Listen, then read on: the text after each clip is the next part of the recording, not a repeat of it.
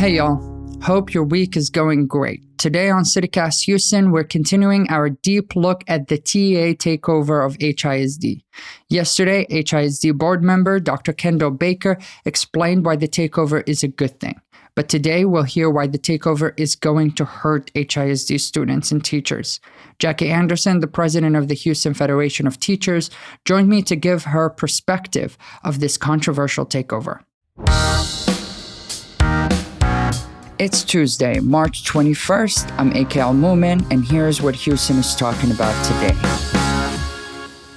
Jackie Anderson, thank you so much for being on CityCast Houston today. Thank you for having me.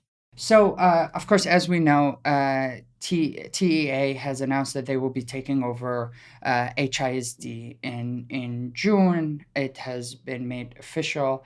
I just want to get it from your perspective, how we got here. Could you give us a quick recap on what exactly happened?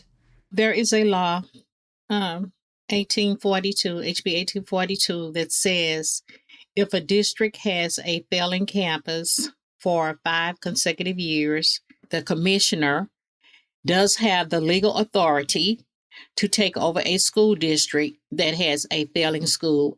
In this case, they said it was Wheatley. However, Wheatley ended up through the pandemic, and the next rating they came out with was a C. So going into the pandemic, it was an F, but that year that they didn't take the STAR test, or the STAR test didn't count, the last rating they had counted for 2 years. So when they did take the STAR test, they got a C.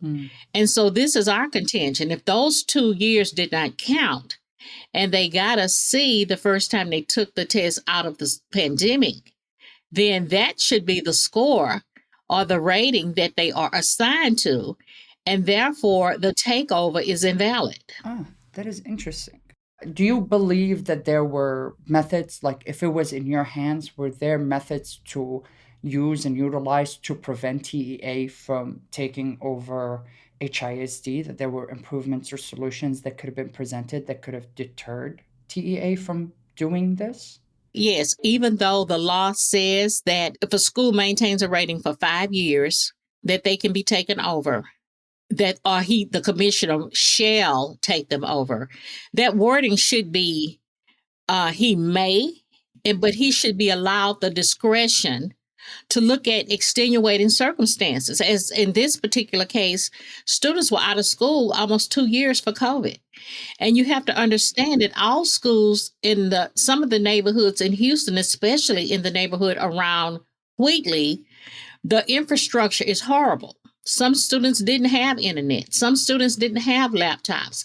And even when the district gave them laptops, some of them didn't have internet, Wi-Fi service. So there always should be an avenue that is available to a person. And we'll go back to talking about it being one person, but there should always be an avenue of discretion or some type of due process. Now, when I go back to the person, I don't think that one person should have the sole discretion to take over a district, the largest district in the state of Texas, because one school has a so-called failing grade. It is my contention that Wheatley is not failing. Our schools are not failing. Our teachers are not failing. Our students are not failing.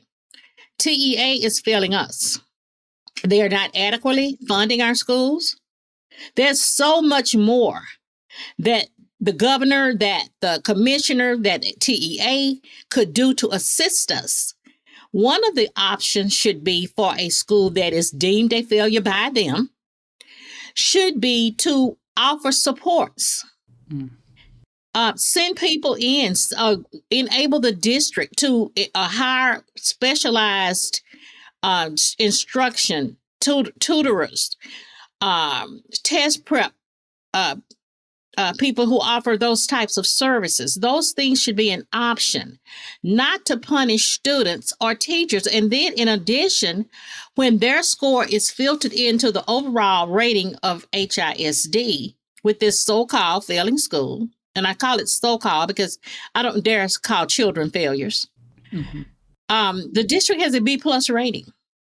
So there are other districts in and around the Houston area who have a lower rating than the B plus that HISD has. Those schools are not on the chopping block. Mm.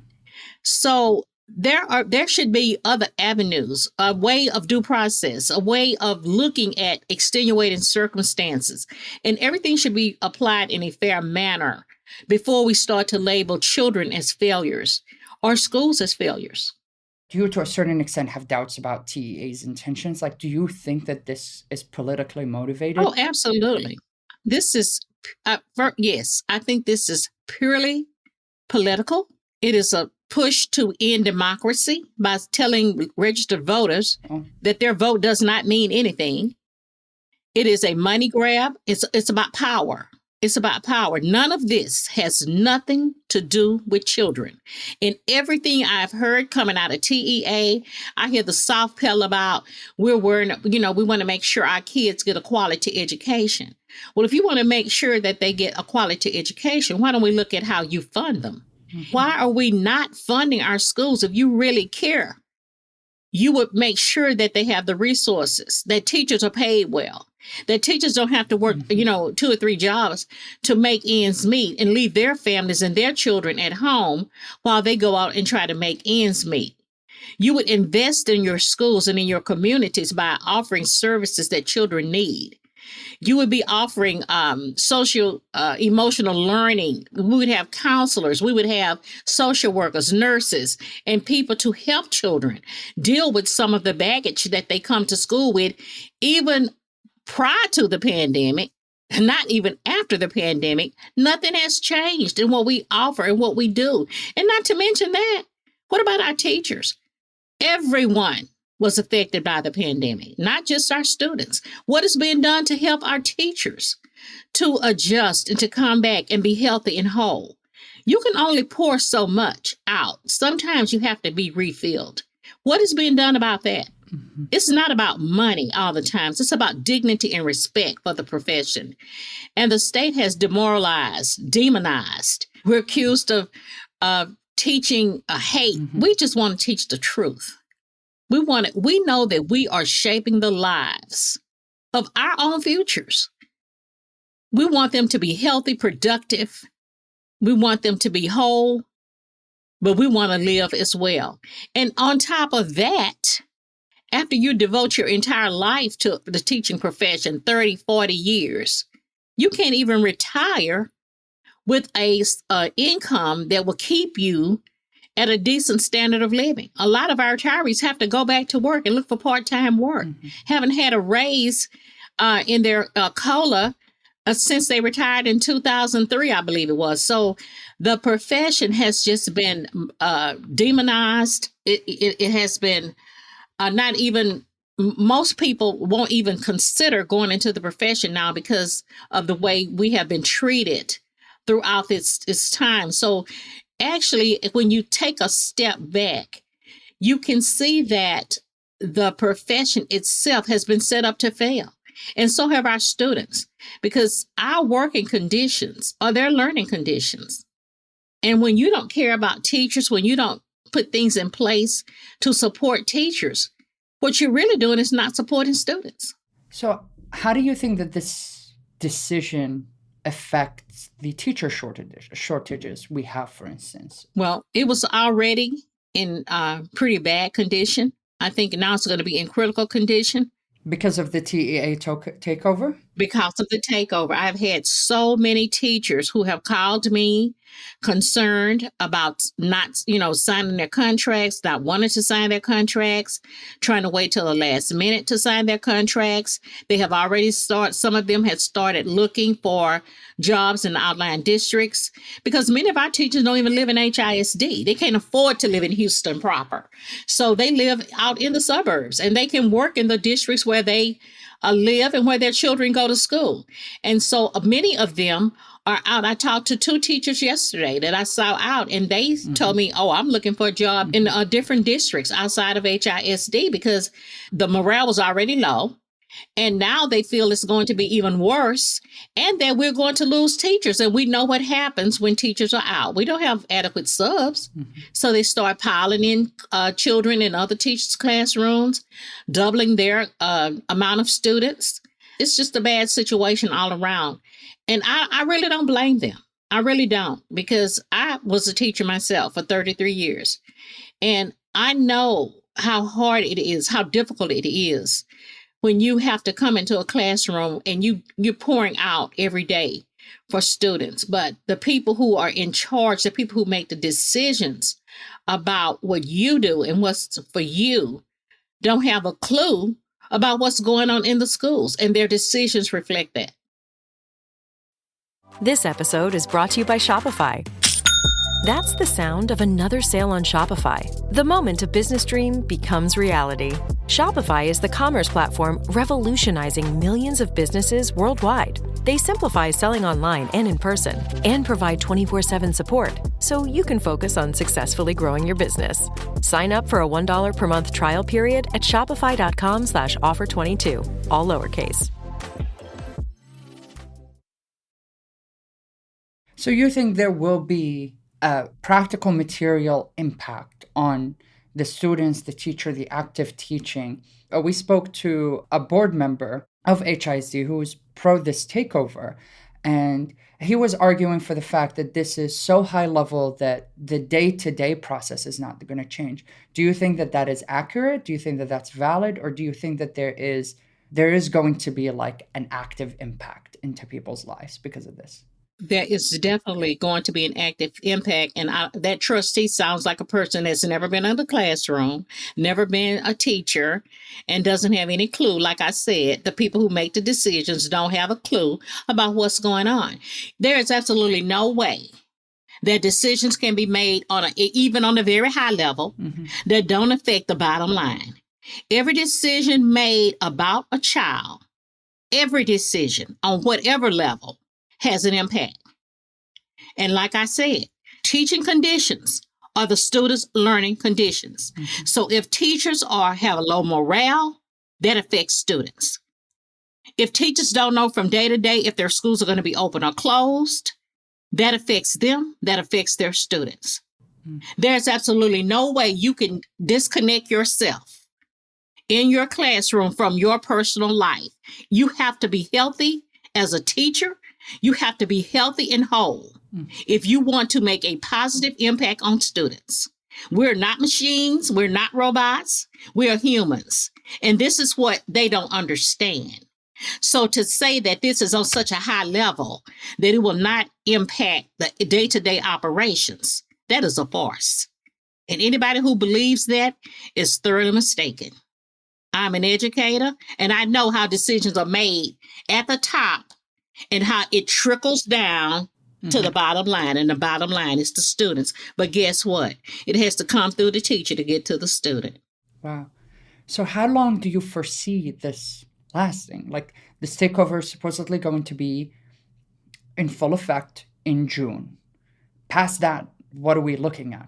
Well, I understand it's a minimum of 2 years. Wow. So even at the very best, if things will go as anticipated with the takeover, I understand that the minimum length of time is 2 years. It can go as long as 6 years or until the conservator says that it's time to go. But what are they looking for if they continue to move the goal? Because just like the new CCMR point system that comes out, a lot of our schools who would probably have a B rating might be dropping their rating to a D. Oh, wow. So is that going to be taken into account with the progress or the accountability of the district and the accountability of the school? So that's going to lower what the anticipated rating that the schools have coming up in the summer when they release those new ratings with the new guidelines, which came out in January 2023 for CCMR. You know, I've had friends who told me they looked at their data. Their school was slated to be a B. Now, when they apply the new rating, they're slated to be a D. Oh, wow. So now we're going to be adding more schools to the so-called failure list in HISD. And who's making these decisions about these ratings? It's accountability, non-educators. Mhm. And yet you want to sit here and say it doesn't affect, it's so high level, it doesn't affect the bottom line. It absolutely does affect the bottom line. It affects the bottom line every single day. That's ridiculous to even say. That's outrageous. But that's how disconnected they are to what's happening in schools. That's why you got to have an educator at the table. There's a lot of people on either side of this that have a lot of uncertainty. They do not know what's going on. Even people who are in support of this, there seems to be a lot of confusion about the goals within this process.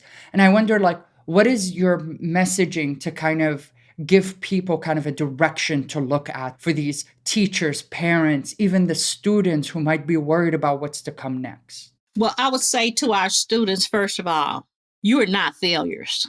And don't let anybody tell you you're a failure. I would say to our teachers, do what you are born to do. Do what your compassion compels you to do. That is, teach students and prepare them for the future. I would say to parents, make sure that you are actively involved in your child's school. Make sure you are attending school. Make sure you talk to your teachers. Make sure you are a visible part, an interactive part in your child's schooling, in your child's life, in your child's day-to-day, simply by saying, how did your day go? What happened? Tell me about what happened at school today. What did you learn? Those things are so easy. They involve no money, but you can find out a lot about what happened, what your child is experiencing. How do you feel about this teacher? What's going on? And make sure that you are civically engaged with your community. Make sure that you know who, when people start to tell you, I'm running for this, I'm running for that. Look at their history, research it, Google them. Don't worry about what the promise is. Worry about what the past, because that's a good indication of what they're going to do in the future. So it's so many things you can do that don't cost you a dime. Be involved. With all that involvement for the union, what is next for mobilizing people for the Houston Federation of Teachers? What do you see as the next step for you? First of all, we want our teachers to know that no matter who is at the helm of HISD, be it a board of managers, a new superintendent, HFT is going to be here. You have rights, you have due process, and we will be defending that due process with whoever is at the helm. We will not walk away. We're not throwing our hands up. For us, it's business as usual. And we will continue the job we've always done of representing our teachers and making sure their rights are not violated. Their working conditions are safe and they have due process. Thank you so much, Jackie, for coming on the show today and giving us this perspective. You're welcome. I hope we can resolve this as we move forward. Yes, we will. We're still in the fight. We're still in the fight. We're not backing down. We're not lying down. We're reaching out to whatever avenue we have. We know we're past the state.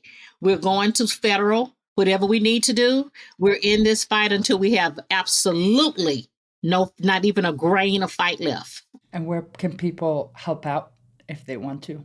If they want to help out, they can reach out to HFT2415.org. We have all types of mobilization activities going on. You can go on the TexasAFT.org website, and they have many listed activities and actions. And if you want to take a part, we're more than happy to have you, because it takes a village. It's not something that just teachers can do. Parents can get involved too. And we welcome parents. Thank you so much, Jackie. I appreciate you so much. All right. Thank you. Bye-bye.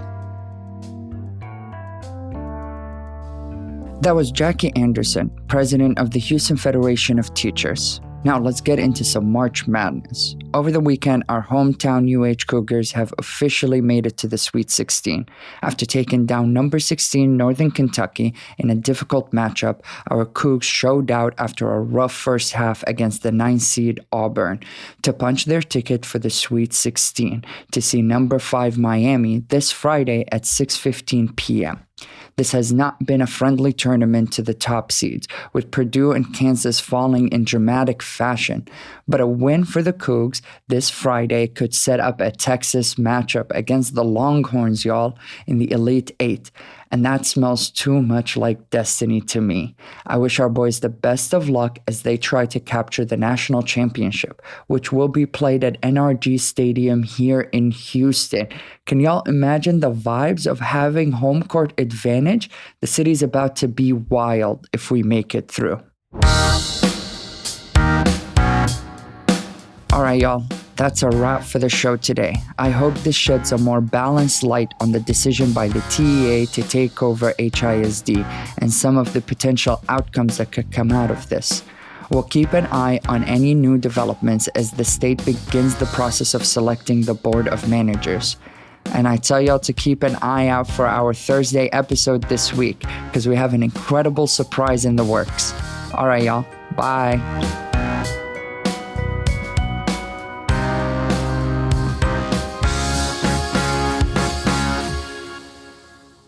Jackie Anderson, the president of the Houston Federation of Cheechers.